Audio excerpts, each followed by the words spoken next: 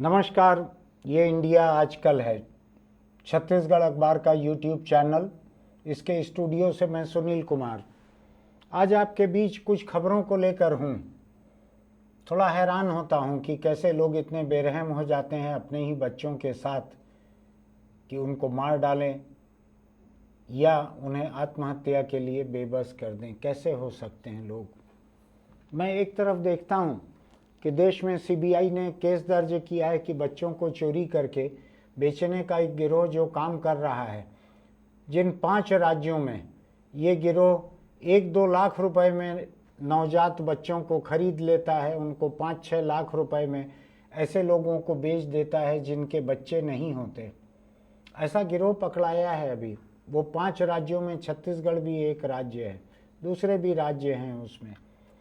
मैं सोचता हूँ कि एक तरफ लोग मन्नतें मानते हैं, धागा बंधवाते हैं, कहीं तांत्रिक के चक्कर में फंसते हैं, मंदिर मस्जिद दरगाह तीर्थ सब जगह चले जाते हैं, ताबीज पहन लेते हैं, जाने क्या क्या नहीं करते हैं, आल औलाद के लिए सब कुछ करते हैं। इसके साथ साथ लोग आजकल अगर उनकी संपन्नता है तो वो आधुनिक चिकित्सा विज्ञान जितने तरीके से बच्चे दे सकता है आपको, उन तरकीबों का भी इस्तेमाल करते हैं। किसी भी तरीके से लोग बच्चे चाहते हैं, नहीं मिलता है तो खरीद लेते हैं। खरीदते हुए ये डर रहता है कि बेचने वाले जिस दिन पकड़ाएंगे, बच्चे को कहाँ कहाँ बेचा था ये पता लगेगा, उस दिन बच्चे का और उसके असली माँ बाप का डीएनए मैच कराने से एक सबूत मिल जाएगा और जिनने खरीदा है वो जेल चले जाएंगे। इस खतरे को झेलते हुए भी लोग बच्चे खरीदते हैं। बच्चों की चाहत इतनी रहती है, लेकिन यही आल औलाद जब मोहब्बत में फंस जाती है, किसी और से मोहब्बत करने लगती है, तो ऐसी आल औलाद को मार डालने में भी पीछे नहीं रहते माँ बाप। हिंदुस्तान में जगह जगह इसको ऑनर किलिंग कहते हैं, सम्मान के लिए की गई हत्या। मैं नहीं जानता अपने बच्चों को मार डालने में कौन सा सम्मान है, इसमें सम्मान की कौन सी बात है, लेकिन हिंदुस्तान से लेकर ब्रिटेन तक इसको ऑनर किलिंग कहते हैं। ब्रिटेन में भी कौन कर रहे हैं, अंग्रेज नहीं कर रहे हैं। हिंदुस्तान और पाकिस्तान से गए हुए जो लोग हैं वहाँ बसे हुए, उनकी औलादें अगर अपने मर्जी से बाहर शादी कर रही हैं तो उनमें कोई कोई परिवार अपनी औलाद को मार डाल रहे हैं, जिससे शादी होती है उसको भी मार डाल रहे हैं, जैसा कि हिंदुस्तान के हिंदी भाषी हिस्से में कई जगह देखने मिलता है। ऑनर किलिंग कहते हैं उसको। मैं नहीं जानता कि जेल में जाने के बाद परिवार का ऑनर और कितना बढ़ जाता है कि जिस ऑनर के लिए कत्ल करते हैं। जिस ताज़ा घटना को लेकर मैं आपके सामने आज हूँ, यहाँ पर जिस शहर में हूँ मैं उससे बहुत करीब है, घंटे भर का भी रास्ता नहीं है वहाँ का। उस शहर में एक नाबालिग लड़की एक नाबालिग लड़के के साथ प्रेम संबंध में थी। कोई प्रेम बहुत उम्र भी नहीं देखता, और नाबालिग तो रहते हैं 18 बरस की उम्र तक। 18 बरस की उम्र के बहुत पहले लोगों के मन में, लड़के लड़कियों के मन में भावनाएं बदलने लगती हैं, उनके बदन की ज़रूरत बदलने लगती है। लड़कियां जैसे ही माहवारी उनकी शुरू होती है, उनके बदन में कई तरह की तब्दीलियां आने लगती हैं। उनको कोई लड़का या लड़की जैसी उनकी सेक्सुअल प्रेफरेंस हो, वो अच्छे लगने लगते हैं। लड़के जो हैं वो भी लड़कियों के प्रेम संबंध में दीवाने से हो जाते हैं, चक्कर लगाते हैं। सब लोगों का ऐसे ही हाल रहता है। आज से आधी सदी पहले मेरा ये हाल था, तो अभी मैं दूसरों को क्या तोहमत दूं। अब तो दुनिया बहुत आगे बढ़ गई है। हमारे वक्त तो ना सोशल मीडिया था, ना मोबाइल फ़ोन था, कुछ नहीं था। एक साइकिल थी, साइकिल लेके आप अपना प्रेम निभाने दूर तक चले जाओ, यही होता था। तो आज एक कस्बे में एक लड़का अपनी प्रेमिका से मिलने के लिए उसके घर गया। दोनों को घर वालों ने पकड़ लिया। होता है, छोटा कस्बा है, कोई उसमें मॉल या कोई सिनेमा घर या ऐसी जगह नहीं रहती है। घर में मिल लिया, वो वहाँ पकड़ लिया घर वालों ने। लड़के की जमकर कुटाई की लड़की के घर वालों ने कि आज लग गया हाथ और हमारे घर के भीतर लगा है। जम के मारा, उन दोनों को एक कमरे में बंद कर दिया। धमकाया और एक कमरे में लड़के लड़की को दोनों को बंद कर दिया। आमतौर पे माँ बाप का मकसद ये रहना चाहिए लड़का लड़की न मिल पाए एक दूसरे से, यहाँ एक साथ बंद कर दिया। खैर, दोनों ने खुदकुशी कर ली अपने घर में, माँ बाप के बंद किए हुए कमरे के भीतर लड़के लड़की दोनों ने खुदकुशी कर ली। माँ, चाचा और ताऊ, इन 3 लोगों को जेल हो गई। जिन 3 लोगों ने पीट कर कमरे में बंद किया लड़के को और लड़की को। लड़के को जख्म भी आए, सिर फूट गया, ऐसी कुछ खबर है। खुदकुशी कर ली लड़के और लड़की ने। नाबालिग लड़के लड़कियां शादी तो कर नहीं सकते, लेकिन दोस्ती कर सकते हैं, प्रेम संबंध हो सकता है, देह संबंध भी हो सकता है। अगर दोनों ही नाबालिग हैं तो इसमें कोई जुर्म भी नहीं बनता है। अगर दोनों की मर्जी है, दोनों नाबालिग हैं, तो जुर्म भी नहीं बनता है। अगर लड़का बालिग है और लड़की नाबालिग है तो एक जुर्म बनता है उसमें, अगर लड़की शिकायत करे तो। अब इस मामले को देखकर मैं सोचता हूँ कि माँ बाप क्या करें। अगर नाबालिग लड़के लड़कियाँ मोहब्बत में पड़ जाएं तो क्या करें माँ बाप। रात दिन लड़के लड़कियां अपने मोबाइल फ़ोन पर तरह तरह के सीरियल, टीवी की फिल्में और भी जाने क्या क्या आता है, मैं तो सब चीज़ें जानता भी नहीं हूँ। कई तरह के और डिजिटल प्लेटफॉर्म हैं जिसमें सीरीज़ आती हैं तरह तरह की, गाने आते हैं, छत्तीसगढ़ी फिल्में, छत्तीसगढ़ी गाने, नाच आते हैं, सब में मोहब्बत की बातें रहती है। मैं हैरान इस बात को लेकर होता हूँ कि मोहब्बत की बातें बिकती खूब हैं हिंदुस्तान में। फिल्मों में बिकती हैं, सीरियल में बिकती है, तो डिजिटल प्लेटफॉर्म में बिकती हैं। छत्तीसगढ़ी या जो भी भोजपुरी, जहाँ की भी, जिस इलाके में जो फिल्म संगीत होता है वो बिकता खूब है। वो कहीं आपको पैसा दे के खरीदना पड़ता है, कहीं आपके देखे हुए में जो इश्तहार आप देखते हैं उससे यूट्यूब के मार्फत लोगों को पैसा मिल जाता है। जैसा कि हमारे इस प्रोग्राम को आप देखते हैं तो हो सकता है इससे थोड़ा सा पैसा हमको भी मिल जाता हो। मोहब्बत की कहानियाँ बिकती खूब हैं। ताजमहल को देखने के लिए लोग जाते खूब हैं, पैसा खर्च करके जाते हैं आगरा। आपको मालूम है दुनिया भर के जो पर्यटक हिंदुस्तान आते हैं उनमें से आधे से ज़्यादा लोग, एक त्रिकोण है, उस त्रिकोण में घूम के ही वापस चले जाते हैं। आधे से ज़्यादा लोग, आधे से कम लोग ही ऐसे हैं जो उस त्रिकोण के बाहर का बाकी का हिंदुस्तान भी देखते हैं। ये त्रिकोण है दिल्ली, जयपुर, आगरा, इतने में हिंदुस्तान उनका पूरा हो जाता है। कुछ चीज़ें, ऐतिहासिक चीज़ें दिल्ली में देख लेते हैं, कुछ जयपुर में और कुछ आगरा में। तो मोहब्बत बिकती बहुत है। मोहब्बत की कहानियाँ चाहे वो कामयाब रहे चाहे नाकामयाब रहे, आप देखेंगे जितने शायर हैं वो नाकामयाब मोहब्बत को लेके ही कामयाब होते हैं। कामयाब मोहब्बत के ऊपर शेर शायरी भी ज़्यादा नहीं बनती। जितने गाने बनते हैं, जितनी गज़लें गाई जाती हैं, ये सब भी टूटी हुई मोहब्बत, टूटा हुआ दिल। मैं भी फेसबुक पे इसी तरह की बहुत सारी चीज़ें लिखता हूँ, चूँकि लोग मुझसे रिलेशनशिप एडवाइस मांगते हैं तो मैं इसी तरह की चीज़ें, टूटे हुए दिल की ज़्यादा लिखता हूँ। कई लोग मुझसे पूछते हैं कि अभी इस उम्र में आके भी आपका दिल हर हफ्ते 10 दिन में एक आध बार टूट जाता है क्या, इतना लिखते हो आप। मैं कहता हूँ मेरा नहीं टूट रहा है, लेकिन कहीं ना कहीं किसी न किसी का टूट रहा है। वो लोग मुझसे सलाह मांगते हैं तो मेरी आदत ख़राब है, मैं बिना सलाह दिए रह नहीं पाता हूँ। अब मैं इनको क्या सलाह दूँ। परिवार के लोग अगर मार रहे हैं लड़के लड़की को तो उन परिवारों को क्या सलाह दूँ। लड़के लड़की को क्या सलाह दूँ कि अगर आप नाबालिग हो, बालिग नहीं हुए हो, तो ये जालिम ज़माना तुमको जीने नहीं देगा। ऐसे रिश्ते में कस्बे में रहते हो, सपने देखते हो मुंबई जैसे महानगर के, जहाँ पर कि 16 साल की लड़की, 18 साल का लड़का मरीन ड्राइव के किनारे समंदर के पत्थर पे 4 घंटे लिपट के बैठे रहें तो उनको कोई ना देखे। वो मुंबई में चल जाता है, एक छोटे से कस्बे में कैसे चलेगा। वहाँ तो लोगों की नज़रों में तुरंत आ जाओगे। जंगल चले जाओगे घूमने के लिए, खेत में, जंगल में, तो वहाँ 4 लोग घेर के पकड़ेंगे, लड़के को पीटेंगे, लड़की से रेप करेंगे। ये अक्सर देखने मिलता है। क्या करें, कहाँ जाएं। घर में मिल रहे थे ये लोग, घर वालों ने घेर के पकड़ लिया, पकड़ के कूट दिया, इतना मारा, इतना डराया, इतना सहम गए, निराश हो गए, खुदकुशी कर ली दोनों ने। क्या सलाह दी जाए इनको कि 18 बरस की लड़की जब तक न हो जाए, 21 बरस का लड़का जब तक न हो जाए, तब तक मोहब्बत भी न करें। तो बदन के भीतर जो हार्मोन की लहरें ऐसी आसमान छूने लगती हैं, एक वक्त आने पे देह की ज़रूरत होने लगती है। लगता है कि किसी से हमदर्दी मिले, लगता है कि कोई चाहे या हम किसी को चाहें, लगता है कि एक कोई ऐसा रहे जिससे मन की तमाम बातें कर सकें।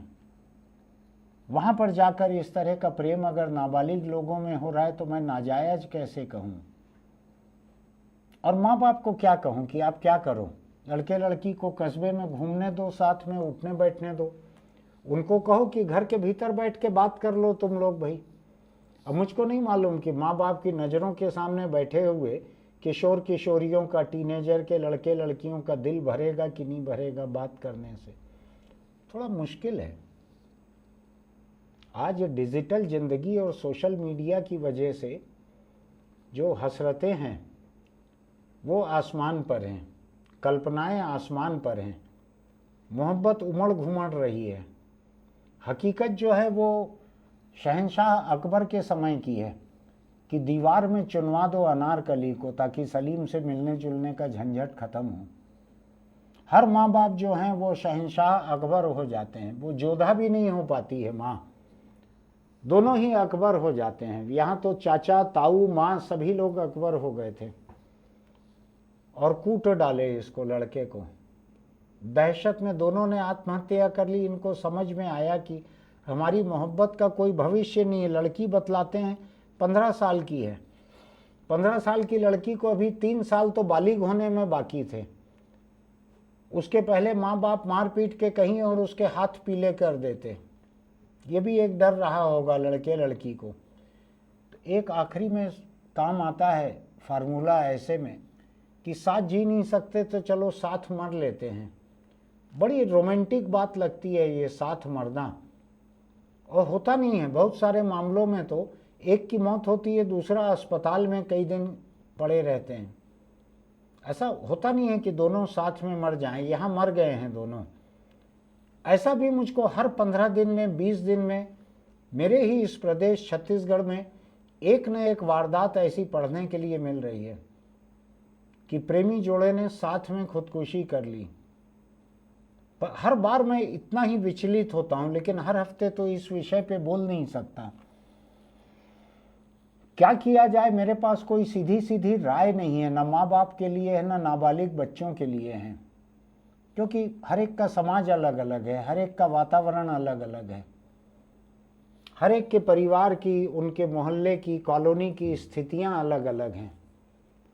शहरों में जो संपन्न तबका है उसके लड़के लड़कियों में शायद ये मुमकिन है कि लड़के लड़कियां मॉल चले जाते हैं, कार में कहीं बाहर चले जाते हैं, कार में हाथ थाम के बैठ जाते हैं, शायद चूम लेते होंगे। वहाँ थोड़ा बहुत मुमकिन है मोहब्बत का इजहार और साथ में जी लेना। लेकिन गांव कस्बे में तो साथ में मर लेने के अलावा गुंजाइश दिख नहीं रही है। कोई माँ बाप तैयार होते दिख नहीं रहे हैं। अभी कुछ दिन पहले तो एक प्रेमी जोड़े की ऐसी खुदकुशी हुई है जिनकी 6 महीने पहले शादी हुई थी। दोनों ही परिवारों ने मंजूर करने से मना कर दिया। थक हार के उन्होंने खुदकुशी कर ली। अरे क्या परिवार के बल पे, परिवार के दम पे मोहब्बत की थी? अगर मोहब्बत की थी तो निभा लेते, छोड़ देते। परिवार नहीं मान रहे हैं, नहीं मान रहे हैं। आप परिवार की मर्जी के खिलाफ शादी भी करो और फिर कहो कि नहीं, परिवार तुमको मानना भी पड़ेगा, हमको मंजूर भी करना पड़ेगा, हम तुम्हारी ही छाती पे मूंग दलेंगे। तो परिवार की भी तो मर्जी है कि आपको रखे कि ना रखे। आपने परिवार में रहना मंजूर नहीं किया, आप निकल गए, मर्जी से शादी की, तो अपने दम पे करो शादी। अपनी आर्थिक आत्मनिर्भरता को देखते हुए शादी करो। आपके रहने का, खाने का, गुजारे का इंतजाम है तो शादी करो। ये थोड़ा विचित्र मामला है और हम एक ऐसे दौर से गुजर रहे हैं जहां देश अभी परंपराओं में जकड़ा हुआ है, सामाजिक व्यवस्था में, जाति व्यवस्था में जकड़ा हुआ है। मैं भी दूसरे धर्म की तो बात ही नहीं कर रहा हूँ, क्योंकि इस मामले में दूसरा धर्म रहता तो अभी तक एक अलग बवाल खड़ा हो गया रहता। तो जाहिर है कि इसमें दोनों लोग एक ही धर्म के हैं। इसके बाद इतना बवाल हो गया कि लड़का लड़की दोनों ने जान दे दी। क्या किया जा सकता है? कैसे लड़का लड़की को रोकें कि नहीं, बालिग होने के पहले तो मोहब्बत भी मत करना, और बालिग होने के बाद भी हमारे मर्जी के खिलाफ शादी करोगे तो हम तुमको जीने नहीं देंगे। आपको बतलाऊं मैं, ऑनर किलिंग के अधिकतर मामले ऐसे हैं जो बालिग लड़का लड़की के बीच शादी के हैं। उन्होंने जात से बाहर शादी कर ली, उन्होंने धर्म से बाहर शादी कर ली, उन्होंने अमीरी गरीबी को नहीं देखा और शादी कर ली, या उन्होंने एक ही गोत्र में शादी कर ली। जहाँ जिस चीज़ की वर्जना है या जहाँ माँ बाप को जो ठीक नहीं लगा वहाँ अपनी आल औलाद को निपटा दिया। फिर उसके बाद खुद होके भी मारते हैं, केवल सुपारी सौंफ नहीं देते हैं कि किसी को पैसा दे दिए मार दो, खुद भी मारते हैं, जेल जाने को भी तैयार रहते हैं। तो ये हिंदुस्तान का समाज जो है, महानगरों को भर छोड़ दें, बाकी तमाम जगहों पर जो समाज है ये बड़े विरोधाभासों से और विसंगतियों से गुजरता हुआ समाज है। ये आल औलाद को पढ़ाते भी हैं, उनको मोबाइल फ़ोन भी देंगे, मोबाइल भी देंगे, वो थोड़ा बाहर भी निकलते हैं, दुनिया भी देखते हैं, महंगे स्कूल कॉलेज में भी पढ़ाते हैं, उनको मालूम है बच्चे बाहर एक दूसरे से मिल रहे हैं। लेकिन जब मोहब्बत हो जाए तो एकदम से शहंशाह अकबर जाग जाता है हर माँ बाप के भीतर, बाप तो बाप माँ के भीतर भी जाग जाता है। ये परिवार जिसकी खबर मैं पढ़ रहा हूँ, माँ, चाचा और बड़े पिता, इन तीन को हुआ है घर में, और बालिग लोग उस वक्त नहीं रहे होंगे। क्या हालत है समाज की? क्या यहाँ लड़के लड़कियों को जरा भी कोई मिलने की गुंजाइश नहीं दी जा सकती? इनकी मानसिक और शारीरिक जरूरत है इस उम्र की। क्या हो सकता है? हर शहर, हर कस्बे, हर मोहल्ले, हर परिवार के लोगों को अपना अपना कोई रास्ता देखना होगा। मैं आपको एक किस्सा बताता हूँ।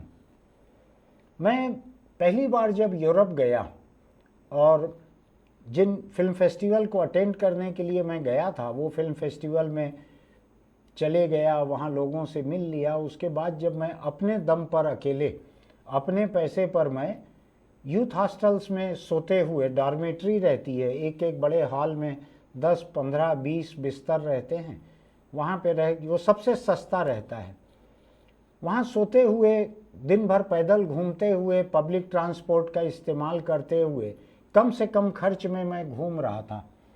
मुझको याद है अच्छे से, ये रोम के यूथ हॉस्टल की बात थी। इटली में रोम में यूथ हॉस्टल, जो वहाँ पर ओलंपिक हुआ था, रोम ओलंपिक, ये 2000 की बात बतला रहा हूँ, उसके पहले का जो ओलंपिक था, उसका ओलंपिक विलेज जो था वहीं को यूथ हॉस्टल बना दिया गया था। तो मैं यहीं से प्रिंट निकलवा कर ले गया था कि मैं एक हिंदुस्तानी जर्नलिस्ट हूँ, यूरोप घूम रहा हूँ, अगर किसी को मीडिया के बारे में या इंडिया के बारे में कुछ बात करना हो तो मैं इस नंबर के बिस्तर पर हूँ, रात इतने बजे के बाद मैं रहूँगा। तो देखता था हर रात को 1, 2, 3 लोग आ जाते थे मुझसे बात करने के लिए। एक लड़का लड़की यूरोपियन ही थे, दोनों गोरे यूरोपियन थे, 15-16 साल उम्र थी, बॉयफ्रेंड गर्लफ्रेंड रहे होंगे। वो एक दिन मेरे पास आए कि हम आपसे बात करना चाहते हैं इंडिया के बारे में। तो वही मेरे छोटा सा पलंग रहता है ऐसा, उसके नीचे बैठ गए वो लोग फर्श पे ही। तो वो मेरे लिए छोटी सी एक वाइन की बोतल ऐसी लेके आए थे और 1-2 फल लेकर आए थे। लोग शुक्रगुजार रहते हैं, अगर मैं मुफ्त में कुछ चीज़ ऑफ़र कर रहा हूँ तो उसको लेते हुए भी वो कुछ शुक्राना नजराना देना चाहते हैं। तो लेके आए मेरे लिए वो छोटी सी थी वाइन की बोतल, बहुत महंगी नहीं थी वहाँ पर, और 1-2 फल थे। तो ये लड़के लड़कियाँ 15-16 साल के, ये कई देश घूमने के लिए निकले हुए थे, साथ में दोस्त थे। अब मैं सोचूं कि हिंदुस्तान में अगर आज मैं सोचूं कि मेरे परिवार के लड़के लड़कियां 15-16 साल के, इनको किसी और परिवार के लड़के लड़की के साथ में घूमने के लिए 10 दिन 15 दिन भेज दूं। मैं दुनिया देखा हुआ हूं, थोड़ा खुले विचारों का हूं, लेकिन अटपटा लगेगा मुझको। क्या हाल है उसका? हिंदुस्तान में क्या उसका हल निकाला जाए, कैसे इन स्थितियों से जूझा जाए। और चलिए 10-15 दिन के लिए बाहर नहीं भेज सकते, 3 घंटे के लिए आप किसी थिएटर में फिल्म देखने जाने दे सकते हैं क्या उनको? 15-16 साल के लड़के लड़कियों के कितने माँ बाप ऐसे होंगे जो लड़के लड़की को साथ में फिल्म देखने के लिए जाने दें या खाने जाने दें या रात 12 बजे तक पार्टी से लौट के आ जाएंगे। बड़ी दिक्कत और दुविधा की बात है। हमारे समाज में सपने जो हैं वो पश्चिमी दुनिया जैसे, विकसित दुनिया जैसे ऐसे सपने पल रहे हैं और लोग जो हैं 18वीं सदी से बाहर निकलना नहीं चाहते।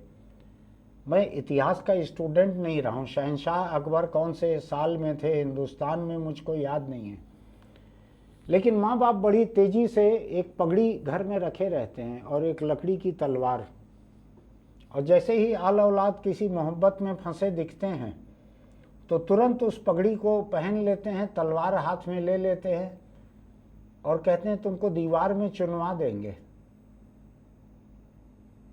ये तौर तरीके रहते हैं माँ बाप के। मैंने पूरी दुनिया में देखा है, विकसित दुनिया ऐसी है जिसमें लड़के लड़कियां या उनके कोई और सेक्सुअल प्रेफरेंसेस हों, लड़के को लड़के के साथ रहना हो, लड़की को लड़की के साथ रहना हो, कोई ट्रांसजेंडर के रिश्ते हों, सब तरह के हैं। LGBTQI ऐसा कहते हैं, इसमें कई तरह के सेक्सुअल प्रेफरेंस की कैटेगरी आ जाती है। लोग कई तरह के रिश्तों में रहते हैं वहाँ पर, और कोई ज़रूरी नहीं है कि बालिग होने के बाद ही ऐसे रिश्ते रहते हो। नाबालिग रहने पे भी उनके प्रेम संबंध हैं तो हैं, खुले प्रेम संबंध रहते हैं, उसमें किसी को दिक्कत नहीं रहती है। वो देश जो है वो अपने किसी एक काल्पनिक इतिहास पे गौरव नहीं करते। वो ये बात बात में उनकी संस्कृति जो है वो जख्मी नहीं होती। मैं हमारे यहाँ की संस्कृति देखता हूँ इस देश की, एक ऐसी संस्कृति जो थी तो नहीं, लेकिन लोगों की कल्पना है कि हमारी ऐसी संस्कृति थी। उस संस्कृति का हाल ये है कि 4 महीने के दूध पीते बच्चे का हाथ भी ऐसे लग जाए तो इस संस्कृति के देह पर जख्म हो जाएंगे। इतनी नाजुक है ये काल्पनिक संस्कृति। इसमें प्रेम की कोई जगह नहीं है। इनका बस चले तो कृष्ण को और उनकी गोपियों को और राधा को और तमाम को और कालिदास के साहित्य को और श्रृंगार रस को, इसको सबको ब्लैक बोर्ड से मिटा देंगे, डस्टर से पूरा इतिहास को। हमारे यहाँ प्रेम की कोई जगह नहीं है। ये देश ऐसा है जो एक काल्पनिक इतिहास में जी रहा है, जो वास्तविक वर्तमान और वास्तविक भविष्य में नहीं जाना चाहता है। ये काल्पनिक इतिहास में जी रहा है, जो दर्ज इतिहास है उसको अनदेखा कर रहा है। ये कामसूत्र को अनदेखा कर रहा है, खजुराहो की मूर्तियों को अनदेखा कर रहा है। रायपुर के बगल में देव बलौदा के मंदिर में ऐसी मादक मूर्तियां बनी हुई है, उनको अनदेखा कर रहा है। ये एक ऐसी कल्पना से इसने एक ऐसी तस्वीर गढ़ी है जिसमें मानो सारे औरत मर्द भाई बहन ही थे। तो पीढ़ी बढ़ी कैसे आगे अगर प्रेम नहीं था तो? और उस वक्त तो कोई कानून नहीं था कि 18 और 21 ऐसी उम्र रहनी चाहिए। किसी भी उम्र में शादियां हो जाती थी। शादी होती थी तो प्रेम भी होता होगा, देह संबंध भी होते होंगे, सब कुछ होता होगा। क्या किया जाए इस देश का? मैं यहाँ आपके बीच आज जब बोलने के लिए खड़ा हुआ था तो इस घटना की खबर के अलावा मेरे दिमाग में कुछ नहीं था। मैं सिर्फ बोल रहा हूँ कि मुझको समझ नहीं पड़ रहा है कि नई पीढ़ी को मैं क्या कहूँ, उनके माँ बाप को क्या कहूँ, कैसे इसका कोई रास्ता निकाला जाए, कैसे इस हिंसा से, चाहे वो दूसरों के साथ हो रही है चाहे खुद के साथ हो रही है। अच्छा लगता है एक तरफ तो लोग बरसों तक धागे, गंडा, ताबीज बंधवाते हैं, फूंकवाते हैं, कुछ करते हैं, एक एक मंदिर, मस्जिद, दरगाह, गुरुद्वारा जाते हैं, मत्था टेकते हैं, फिर औघड़ तांत्रिक इनके चक्कर में पड़ते हैं, कोई श्मशान जाके पूजा करवाते हैं, कोई कुछ करते हैं। मैंने तो कुछ ऐसे भी देखे हैं जो बलि दे देते हैं पड़ोस के किसी बच्चे की, अपना बच्चा चाहने के लिए। मालूम है उनको कि जेल जा सकते हैं कई साल के लिए, तो भी करते हैं। और अभी सीबीआई का जो ताज़ा केस है, परसों आया है, 5 राज्यों में बच्चों की खरीदी बिक्री के मामले उसने दर्ज कर लिए हैं, जिनमें छत्तीसगढ़ भी है। तो आल औलाद के लिए आप एक तरफ तो ज़मीन से लेकर आसमान तक हर कोशिश कर लेते हैं। बड़े बड़े आईवीएफ सेंटर चलते हैं, सरोगेसी के सेंटर चलते हैं, कानून के खिलाफ जाके भी आप बच्चे पैदा करने की कोशिश करते हैं, भाड़े की कोख ले लेते हैं, वहाँ बच्चा पैदा करने की कोशिश करते हैं। बुढ़ापे में जाके भी औलाद का चेहरा देखना नसीब हो, इसमें भी लगे रहते हैं लोग। दूसरी तरफ आपकी जो टीनेज संतानें हैं, बेटा बेटियां जो हैं, टीनेज हैं, किशोरावस्था में हैं, उनको आप मार डालते हैं या मरने के लिए मजबूर कर देते हैं। ऐसी नौबत आने के पहले उन माँ बाप के बारे में ज़रूर सोचना चाहिए जो औलाद का चेहरा देखने के लिए ज़मीन आसमान एक कर रहे हैं। मेरे पास कोई समाधान नहीं है, मैं कोई सॉल्यूशन लेकर आपके बीच नहीं आया हूँ, लेकिन मैं ये ज़रूर चाहता हूँ कि आप लोग आपस में बात करें एक दूसरे से।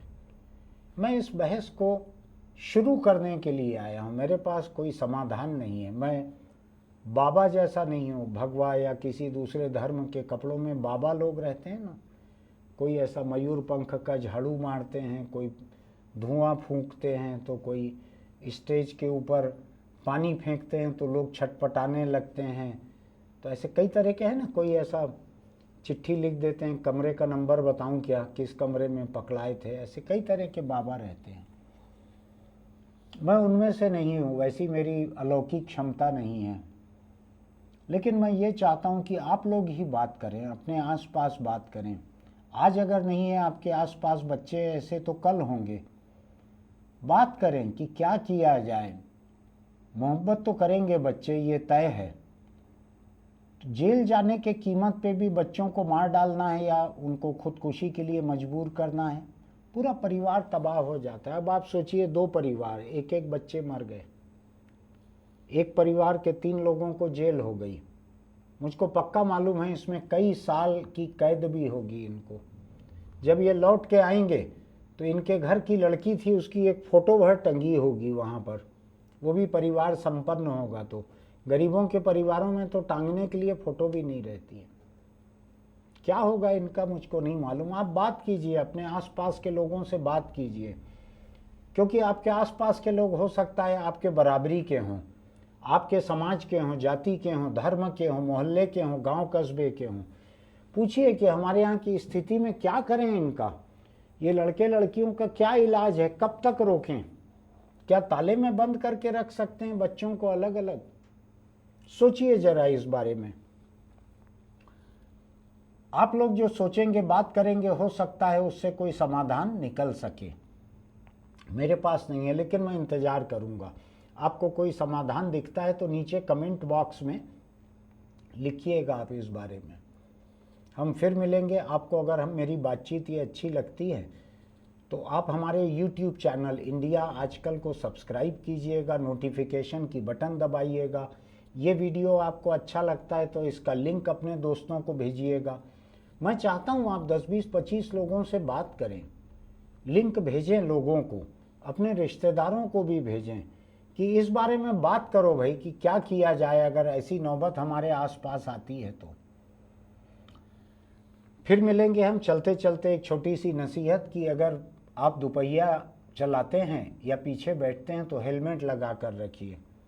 ये बात प्रेमी जोड़ों के भी काम की हो सकती है। दोनों हेलमेट लगाएंगे तो हो सकता है अड़ोस पड़ोस के लोग देखकर पहचान ना सकें, आपके पिटने की गुंजाइश थोड़ी सी घट सकती है, इससे जान तो बच ही सकती है।